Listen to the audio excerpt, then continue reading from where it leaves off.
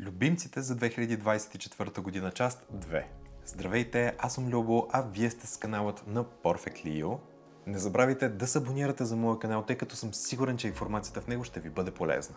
Като във втора част на тази серия ще ви споделям отново фаворитите ми за изминалата 2024 година от категория кремове, слънцезащити и други продукти, които по някакъв начин са помогнали на кожата ми. Започваме с категорията за ретиноидите, като въпреки че ги спрях съвсем наскоро, мога да изкажа мнението си, тъй като през миналата 2024 година аз не спрях да ги използвам. Започнах годината с ето този серум на CeraVe, който между другото съдържа 0,3% ретинол. Изключително ефективен и добър продукт, и хидратира кожата.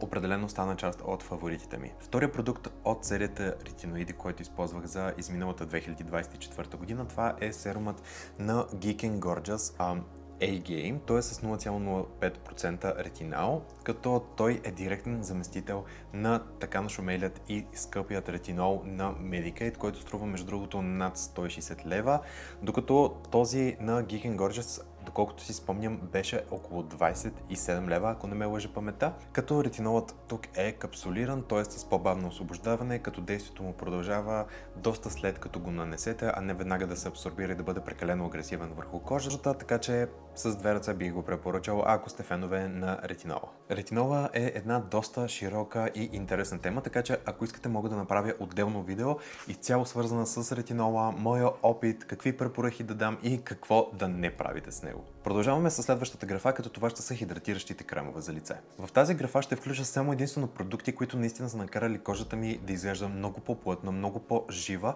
и наистина са я хидратирали в дълбочина. Челно място тук заема този нов продукт, който вкарах в рутината си, кремът на Torinen. Той е с концентрирана хиалуронова киселина, която е нискомолекулярна, което позволява на молекулата да проникне в дълбочината на кожата и по този начин оставя кожата много дълбоко хидратирана, като консистенция е изключително лек, гелообразен, няма абсолютно никакъв аромат, формулата е веган и опаковката се рециклира лесно. Аз го използвам като дневен крем само единствено сутрин, тъй като е изключително лека формула и дори да нанасите грим отгоре, това няма да му повлияе зле. Тоест няма да започне да се рони. Друг голям плюс за продукта е това, че малко количество ще ви стигне за цялото лице, т.е. една опаковка ще си я ползвате месеци, месеци и месеци. Вторият хидратиращ крем, който успя да ме впечатли, това е ето този продукт на Dr. Jart. Той е от серията Vital Hydra Solution, като в него отново е концентрирана хиалуроновата киселина, но разликата между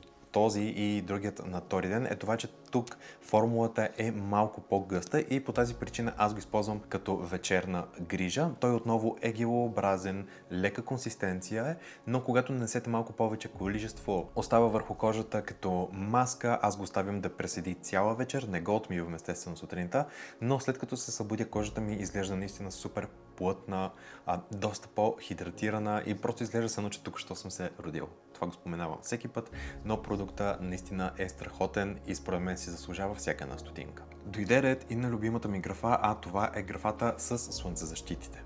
За нея мога да ви говоря с часове, без да спирам, тъй като съм тествал над 30-40 слънцезащити последните 2 години, но фаворитите, които останаха до мен и продължавам да ги използвам, това на първо място е слънцезащитата на Eucerin, която е от серията Oil Control. Ще оставя тук на екрана, тъй като нямам в момента бутилка при мен. Тя е изключително добра, тъй като е подходяща за мазна кожа, оставя леко матово усещане върху кожата, с дълга защита е, можете да не я пренанасяте, поне аз не я пренанасям през целия ден, а в същото време оставя кожата ми да се усеща хидратирана, не я изсушава допълнително. И ще ви дам една малка тайна. Когато бях на море и слънцезащитата за тяло ми свърши, аз използвах Oil Control върху тялото ми, въпреки че е малка опаковка, която е за лице, и мога да кажа с две ръце, че защитата беше 10 от 10. Друг позитив на слънцезащитата от Eucerin е това, че тя няма бял каст, т.е. след нанасяне и след размазване не оставя бяло по лицето и също така няма абсолютно никакъв натрапчив и неприятен аромат. Веднага след слънцезащитата на Eucerin се нарежда и слънцезащитата на Beauty of Joseon. Тя е изключително добра за зимния период, особено за моя тип кожа, тъй като й доставя достатъчно добра хидратация. В същото време е изключително лека, не лепне върху кожата, няма никакъв аромат, разнася се лесно отново и не оставя този бял слой върху кожата, след като се разнесе, и затова бих я препоръчал за всеки един човек, който има мазна кожа и търси нещо изключително леко, което да не се усеща върху лицето.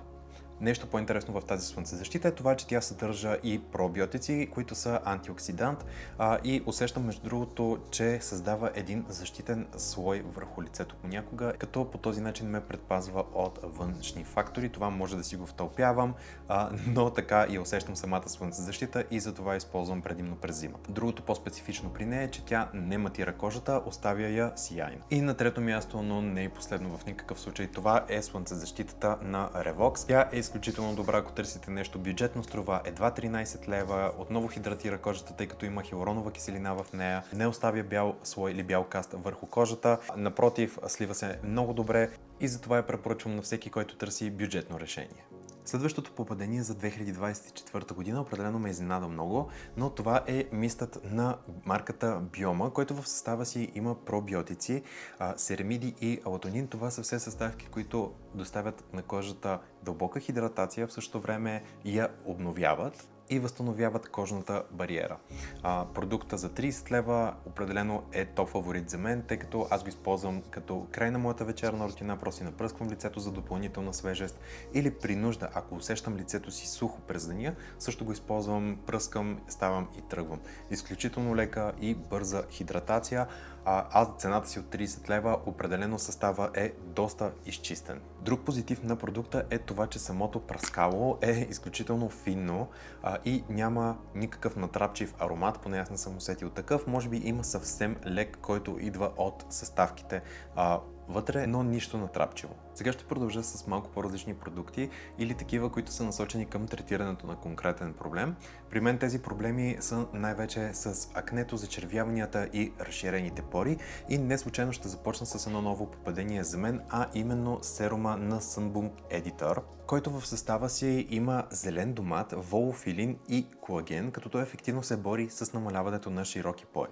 Аз имам широки пори най-вече в Т-зоната и ето тук малко под очите, и от този серум, когато нанеса по една капка в всяка една зона и я размажа, мога да кажа, че в рамките на един месец порите ми са се свили значително и от него виждам доста ефективни резултати. За справянето с пъпките се доверявам на два продукта, като първия е ето този Pink Spot серум на марката Mizon, който е изключително ефективен. В състава си има цинков оксид, алфа и бета хидроксикиселини и се нанася по много интересен начин. Аз имам една клечка за уши, потапям я додолу до този прах, който се намира най-отдолу. Не е нужно да тръскате бутилката, за да го активирате. И след като изкарам клечката за уши, просто оставям там, където имам пъпка или усещам, че ще ми излезе пъпка, оставям го, за да престои цяла вечер и след като се събудя, го отмивам с хладка вода и пъпката е значително намаляла. Втория продукт, за който се доверявам на акнето, това е ето този крем на Cosrx Centella Blemish Cream. В него има азиатска цантела и той е бял на цвят, също така има цинков оксид в състава си. Него го нанасям отново само единствено върху място, където имам пъпка или усещам, че ще ми избие такава. Оставям го да престои цяла вечер и отмивам с хладка вода. И двата продукта бих казал, че са изключително ефективни и се справят много добре с акнето и всякакъв вид пъпки. И не на последно място ще си говорим за зачервяванията по кожата и как да се отървем от тях. Много хора изпитват несигурност от зачервяванията по кожата си и решението в случая е ето това малко приятелче на марката Dr. Jart. В състава си той има тигрова трева и също така азиатска цантела. Той успокоява кожата, хидратира я и когато го нанесете върху зачервено място, тъй като самия продукт е зелен на цвят, сега ще ви покажа, той неутрализира зачервяванията по кожата. Справя се изключително ефективно. Бих казал, че е по-подходящ за по-светли тонове на кожата, тъй като има малко ефекта на коректор, но ако сте с по-тъмен цвят на кожата, можете съвсем спокойно да го нанесете като маска или просто в зоната, примерно, ако имате зачервяване ето тук около носа, нанасяте обилно количество от продукта, оставяте го за цяла вечер да престои, сутринта го отмивате и зачервяването е значително по-малко. И това са всички мои фаворити за изминалата 2024 година в графа грижа за кожата. И с това приключваме моите любимци за 2024 година. Искам и вие долу в коментарите да ми споделите кои бяха вашите фаворити от изминалата 2024 година и кои от тях ще продължите да използвате през 2025. И не забравяйте, останете красиви с канала на Perfect Leo.